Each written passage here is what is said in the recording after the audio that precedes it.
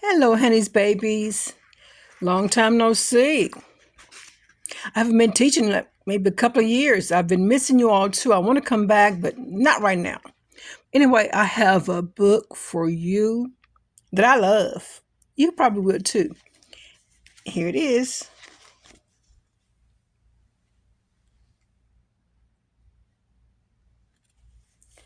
Dr. DeSoto by William Steig.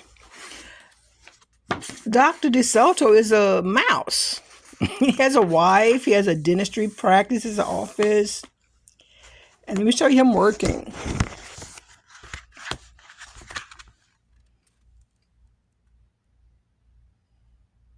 He had to go to college and everything. The usual 4 years and other years to be a doctor, dentist. But anyway, first when I say he's working on a Miss Pig, Dr. DeSoto, the dentist, did very good work. He had no end of patients. Those close to his own size, like moles and chipmunks, etc., sat in the regular dentist chair. But larger animals sit on the floor, while Dr. DeSoto stood on a ladder. Here he goes, in action. Okay.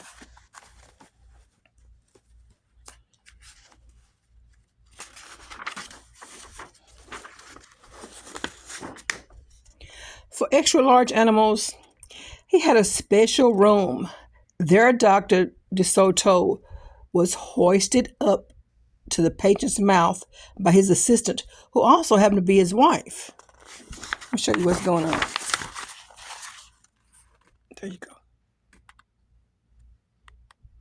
It's a nice office, too. And then on this side.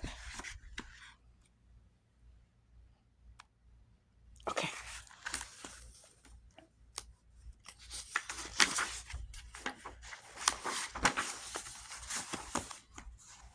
And here's the cow. He's working on an extra big patient. Well, Dr. DeSoto was especially popular with the big animals. He was able to just work right inside their mouths, wearing rubber gloves to keep his feet dry.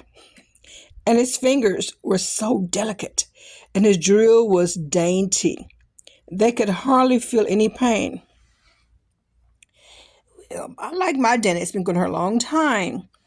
Sometimes her assistants kind of get me, do have crooked teeth. It's kind of hard for them to clean in there. But anyway, that's my problem. They're through in like 30 minutes. Okay, being a mouse, being a mouse, he refused to treat dangerous animals and animals that are dangerous to mice. And it said so on his sign. On the doorbell, when the doorbell rang, he and his wife would look out the window. They wouldn't admit even the most timid-looking cat. I don't blame them, because you know what cats do to mice. I don't blame them at all. You don't put yourself in danger. They were very smart mice.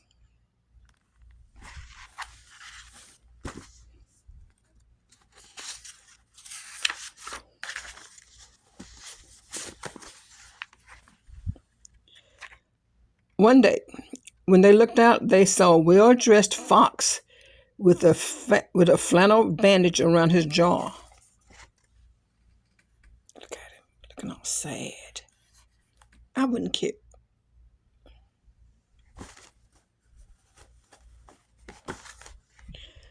I cannot treat you, sir, Dr. DeSoto shouted. Sir, haven't you read my sign? It's like, can't you read? Oh, what's going on with you? There you go. Look at that. Okay. There's people walking by the street.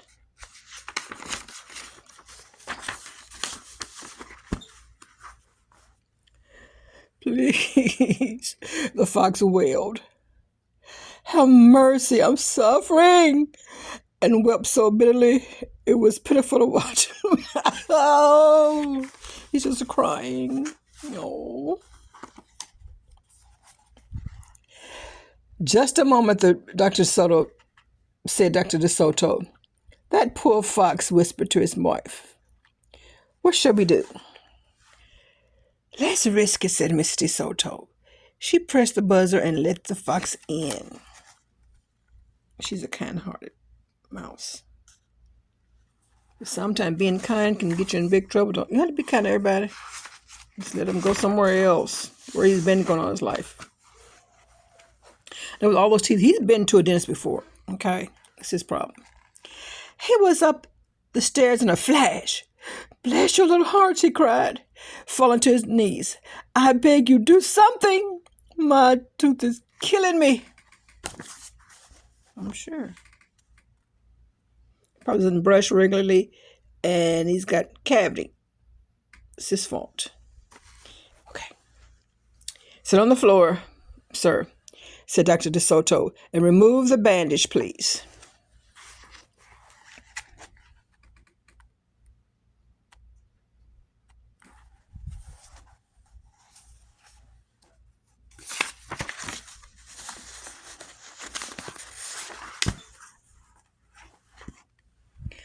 Dr. DeSoto climbed up the ladder and bravely entered the fox's mouth. "Oh, wow," he gasped. The fox had a rotten bicuspid and unusually bad breath. Yeah, he hasn't brushed his teeth at all.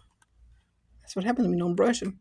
Bad breath, flaws, chunks of food in there grow bacteria, and it gets sticky. That stuff gets sticky, and then you get a decayed tooth. You got a mess. "Now just stop the pain," whimpered the fox, wiping some tears away. Despite his misery, he realized that he had a tasty little morsel in his mouth. See there? And his jaws began to quiver.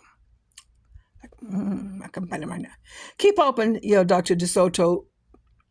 "Wide open," yelled his wife.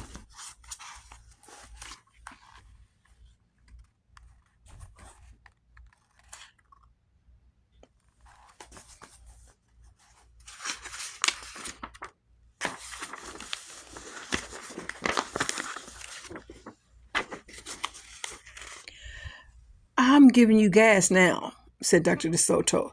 "You won't feel a thing when I yank out that tooth." Soon the fox was in dreamland. Yummy," he mumbled. "How I love them raw with just a pinch of salt and a dry white wine." He's talking what's on his mind now. And people who have surgery or get teeth put out, they give them that gas, they do talk. Some real mess of what's on their mind.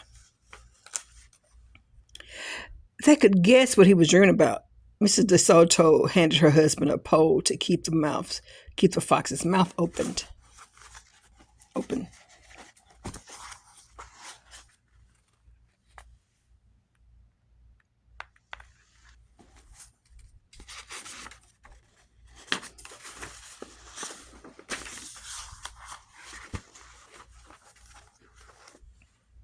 Dr. DeSoto fastened his extractor to the bad tooth.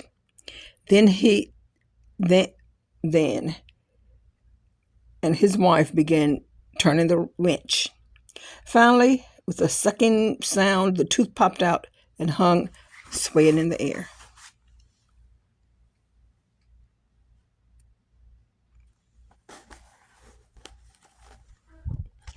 "I'm bleeding," the fox yelped when he came to. Dr. DeSoto ran up the ladder and stuffed some gauze in the hole. "The worst is over," he said. "I'll have your new tooth ready tomorrow. Be here at 11 sharp." The fox, still woozy, said goodbye and left. On his way home, he wondered if it would be shabby of him to eat the DeSotos when the job was done. Yeah, don't do that.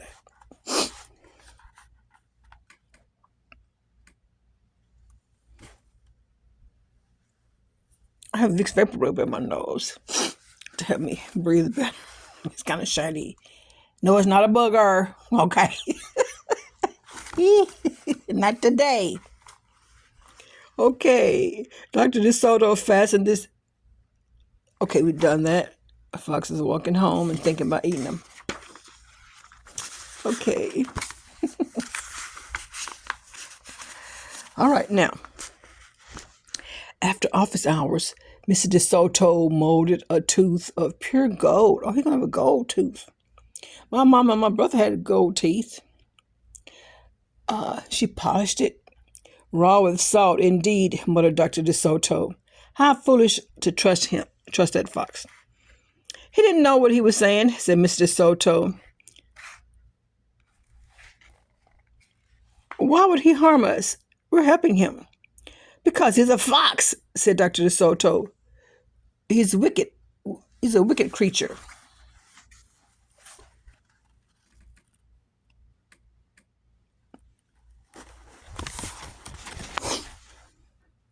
That night, the DeSotos lay awake, worrying. Should we let him in tomorrow? Mrs. DeSoto wondered. Once I start a job, said the dentist firmly, I finish it. My father was the same way. But we must do something to protect ourselves, said his wife. They talked and talked until they formed a plan. I think it will work, said Dr. DeSoto. A minute later, he was snoring.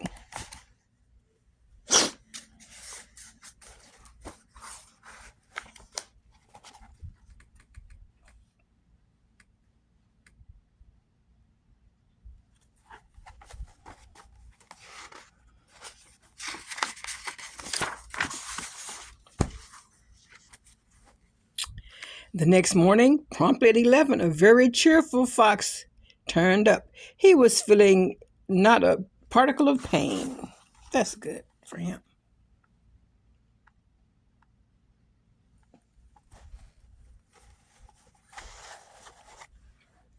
When Dr. DeSoto got into his mouth, he snapped it shut for a moment, then opened it wide and laughed. Just a joke, he laughed. Be serious, said the dentist sharply. We have work to do. His wife was lugging the tooth up the ladder. It's not funny. Close his mouth on Dr. DeSoto.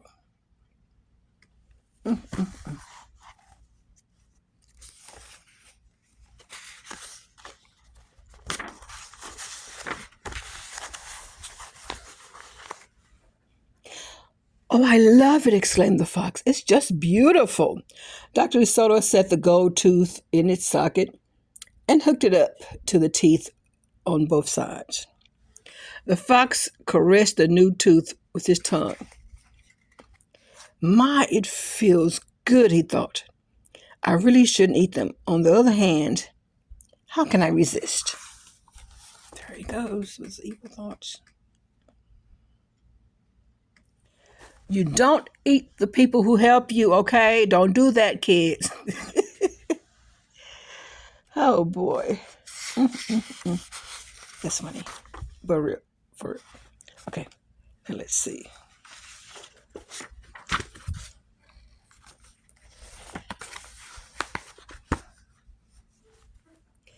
Now, I certainly would, the fox declared. I'd be honest, he hated any kind of... Well, I think I skipped a page or something, did I? Okay, yes. We're not finished, said Dr. DeSoto, holding up a large jug. I have here a remarkable preparation developed only recently by my wife and me. With just one application, you can be rid of toothaches forever. Now, how would you like to be the first one to receive this unique treatment?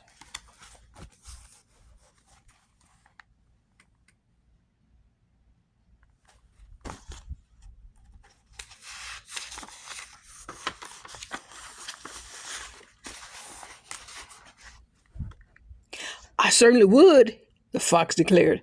I'd be honored. He hated any kind of personal pain.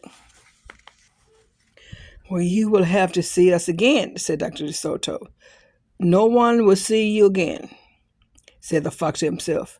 He had definitely made up his mind to eat them with the help of his brand new tooth. He's so low down. Well, Dr. DeSoto stepped into the fox's mouth with a bucket of secret formula and proceeded to paint each tooth. He hummed as he worked, Mr. DeSoto stood by on the ladder, pointing out spots he may have missed. The fox looked very happy.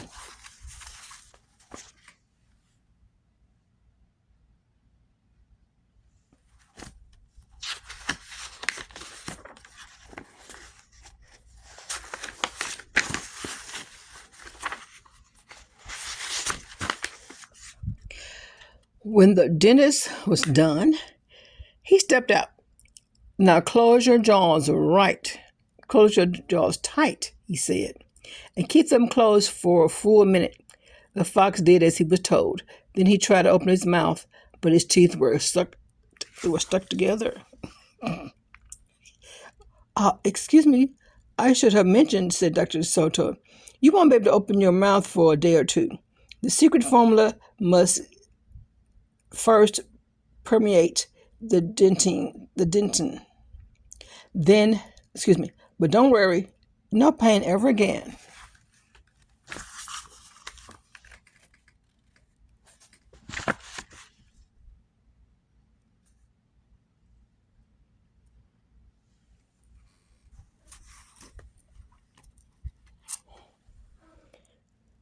The fox was stunned, like, what?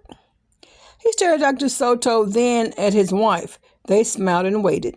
All he could say was, all he could do was, all he could do was say, Frank, you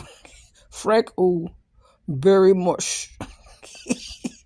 Frank, you berry mush. Through his clenched teeth, and get up and leave. He tried to do so with dignity. Yeah, they tricked him. What you call trick box back in the day. Ooh-wee. Yeah. See, you don't get to be a dentist and being dumb. It's very smart if you're a dentist.